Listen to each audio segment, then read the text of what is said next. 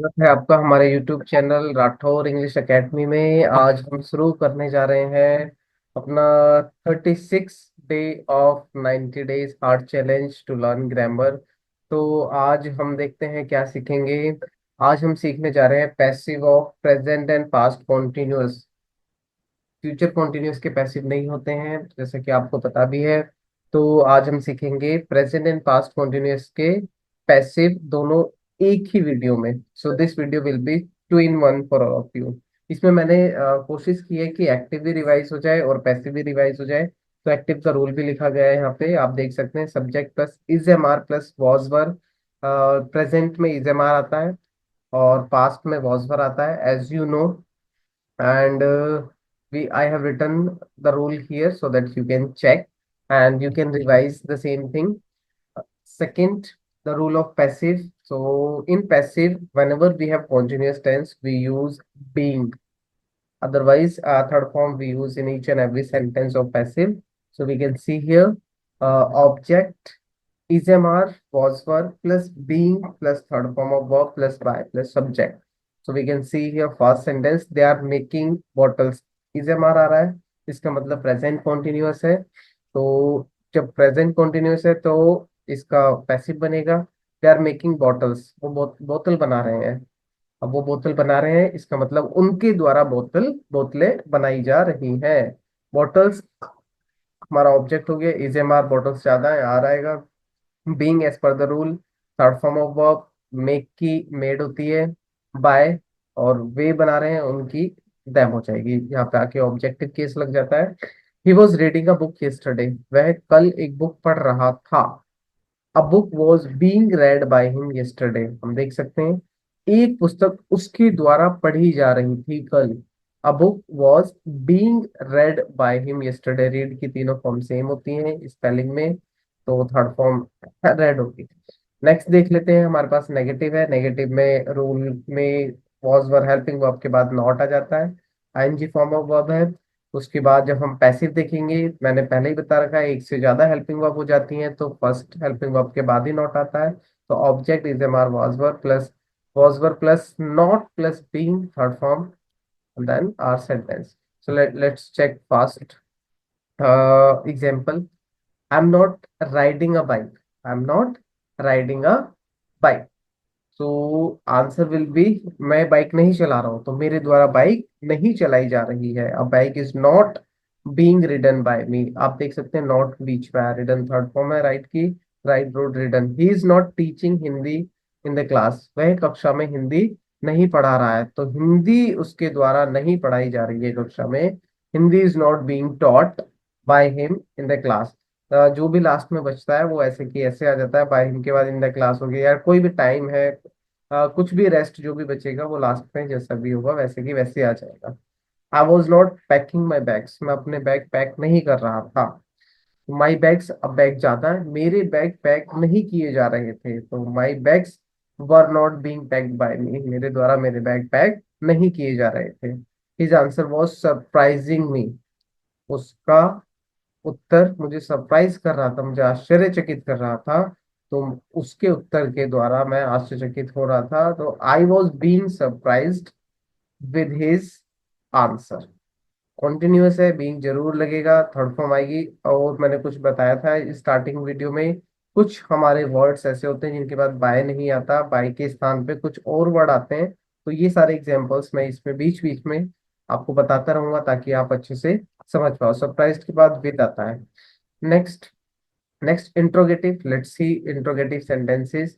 Rule is हमारे starting में आ जाता है, आपको पता है, फिर subject ING form of verb, और पैसिव में भी जमार शुरू में आ जाएगा, फिर ऑब्जेक्ट, फिर बीइंग, फिर थर्ड फॉर्म ऑफ वर्ब।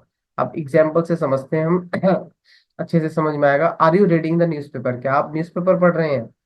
क्या आपके द्वारा न्यूज़पेपर पढ़ा जा रहा है? Is the newspaper being read, newspaper है कि इसलिए इज आ गया।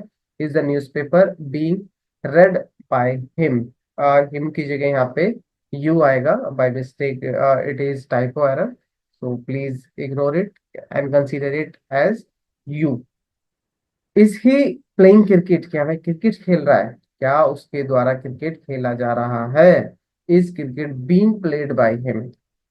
Next, was she not plugging the field, क्या वह खेत नहीं जोत रही थी, क्या उसके द्वारा खेत नहीं जोता जा रहा था। Was the field not being ploughed by her, मैंने बताया था नॉट जो आएगा दूसरी हेल्पिंग वर्ब से पहले आएगा और इंट्रोगेटिव में हमेशा सब्जेक्ट के बाद आता है। Was I drinking coffee in office, क्या मैं ऑफिस में कॉफी पी रहा था। Was coffee being drunk, third form होती है drunk by me in office. In office जैसे कि लास्ट में है ये, तो वैसे की वैसे लिख सकते हैं। अगर आप लिखना चाहते हो ड्रंक के बाद in office, you are allowed to write and it will be correct as well. Place इधर उधर कर सकते हो, बाय मी को लास्ट में ले जा सकते हो, या फिर इन ऑफिस बाय मी से पहले भी ला सकते हो। It is up to you, ये सही रहेगा। हमारा जो मीनिंग रहेगी वो सेम रहेगी। डबल इंटरोगेटिव में क्वेश्चन वर्ड स्टार्टिंग में आ जाता है एज यू नो। इसके एग्जाम्पल देख लेते हैं। व्हाट आर यू डूइंग, आप क्या कर रहे हैं, आपके द्वारा क्या किया जा रहा है। अब इसमें क्वेश्चन वर्ड भी वही है और हमारा सब्जेक्ट ऑब्जेक्ट भी वही है, तो ये अफर्मेटिव वाले रूल से बनेगा। What is being done by you, आपके द्वारा क्या किया जा रहा है। Who is beating Ram, Ram को कौन पीट रहा है, किसके द्वारा राम को पीटा जा रहा है। By whom is Ram being beaten. Why was she cooking food, खाना क्यों बना रही थी, उसके द्वारा खाना क्यों बनाया जा रहा था। Why was food being cooked by her. As per the rule it is very easy to understand. How many apples were you eating, आप कितने सेब खा रहे थे, कितने सेब खा रहे थे, क्या खा रहे थे, कितने सेब, यही क्वेश्चन वर्ड है और यही हमारा ऑब्जेक्ट है। इस कंडीशन में अफर्मेटिव का रूल लगाते हैं। तो how many apples were being eaten by you हमारी एक्सरसाइज है। This is our exercise for all of you. You have to complete this exercise. We will check this exercise in next video. And this is our previous exercise. Let's understand our previous exercise. So this is our previous exercise. Future indefinite. First, Mohan will write an essay today. Mohan एक पत्र लिखेगा आज. तो an essay will be written by Mohan today. एक essay Mohan के द्वारा आज लिखा जाएगा. I shall teach you tomorrow. shall का प्रयोग किसी ने पूछा भी था वीडियो में, तो दोबारा बता देता हूँ मैं. I shall teach you tomorrow. I और वी के साथ शैल नॉर्मली आता है. अब आई और वी के साथ शैल आता है, तो यहाँ पे यू आ गया ऑब्जेक्ट में, तो इसके साथ विल आएगा. You will be taught by me tomorrow, तुम्हें मेरे द्वारा कल पढ़ाया जाएगा. तीसरा देख लेते हैं. You will not help me, तुम मेरी सहायता नहीं करोगे. तो I shall not be help by you. I और वी के साथ शैल आता है, शैल लगा दिया. The servant will buy some fruits from the market. Servant कुछ फल खरीदेगा मार्केट से, तो कुछ फल खरीदे जाएंगे. Some fruits will be bought by the servant from the market. From the market को आप बाय द सर्वेंट से पहले भी लिख सकते हैं.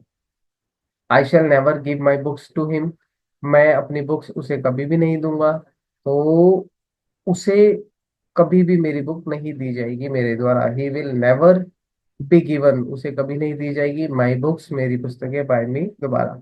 अब इसमें दो कंडीशन होती है. जब हमारे पास क्या और किसे दो है, दोनों ऑब्जेक्ट हैं, डायरेक्ट और इनडायरेक्ट. जब दोनों ऑब्जेक्ट होते हैं तो हमेशा हमें सजीव जो होता है उसको पहले लेना चाहिए. अगर सजीव पहले नहीं लेते हम, अगर इसे बाद में लेते हैं, तो वर्ब के बाद हमें टू लगाना पड़ता है. अगर हम यहाँ पे माई बुक्स ले लेते शुरू में, तो यहाँ पे गिवन टू ही आता. ठीक है, पैसिव में. इसीलिए हमेशा सजीव पहले लो, तो ये कंफ्यूजन रहेगी नहीं. जैसा है वैसा लिख लिख दोगे, ठीक रहेगा.